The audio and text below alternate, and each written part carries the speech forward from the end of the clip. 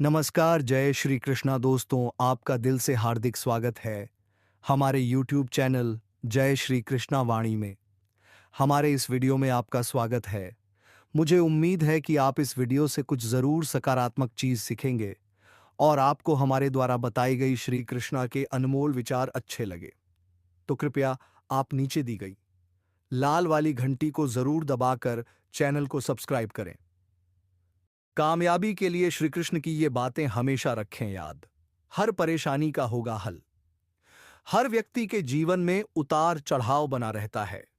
कुछ लोग इन परिस्थितियों का सामना करते हैं तो कुछ हार मान लेते हैं। जो इन मुसीबतों का सामना करते हैं वह हमेशा आगे बढ़ते हैं, परंतु हार मान लेने वाला व्यक्ति हमेशा पीछे रह जाता है। जीवन में ये परिस्थितियां हमारे मन से डर और आलस्य दूर करने के लिए आती है। ऐसे में हार मान लेना आपकी सहन क्षमता को और कमजोर बनाता है। धीरे धीरे ऐसी आदतें व्यक्ति के भविष्य को प्रभावित करती है, जो सफलता हासिल करने में बाधा उत्पन्न करती है। इंसान को मुसीबत के समय चट्टान की तरह मजबूत बनकर उसका हल करना चाहिए। यदि आप ऐसा नहीं करते और समस्याओं को देखकर घबरा जाते हैं, तो मन को शांत करने के लिए रोजाना गीता का पाठ पढ़ें। गीता का पाठ पढ़ने से व्यक्ति की सहनशीलता और सोच में सकारात्मक परिवर्तन आता है, क्योंकि इसमें जीवन के सार का वर्णन बहुत ही विस्तार से किया है। बता दें, भगवत गीता को श्री कृष्ण का ही एक स्वरूप माना गया है। जीवन में आगे बढ़ने के लिए सभी को श्री कृष्ण के जीवन से जुड़ी तमाम बातों का अध्ययन करना चाहिए। इससे उचित मार्गदर्शन प्राप्त होता है। आइए इसके बारे में जान लेते हैं। भगवान श्री कृष्ण का स्वभाव बेहद नटखट है। उनकी शरारतों के किस्से गोकुल की गलियों में सुनने को मिलते हैं, लेकिन वह हमेशा विपरीत परिस्थिति में शांत रहा करते थे। भगवान कृष्ण ये जानते थे कि कंस मामा उन्हें मारना चाहते थे, फिर भी वे शांत रहते थे और समय आने पर कंस के हर प्रहार का मुंह तोड़ दिया। इस बात से हमें सीख मिलती है कि स्थिति कैसी भी हो, यदि आप शांत रहते हैं तो समय भी आपका साथ देता है और उस परेशानी का हल आसानी से निकल आता है। जीवन जितना साधारण होगा, उतना उसे जीने में आनंद आता है। ऐसा जीवन व्यक्ति की आत्मनिर्भरता को बढ़ाता है।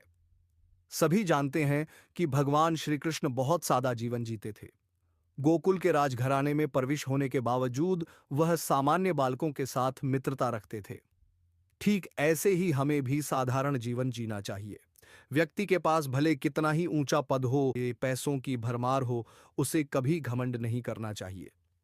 श्री कृष्ण कहते हैं कि परिस्थिति कैसी भी हो, हमें घबराना नहीं चाहिए।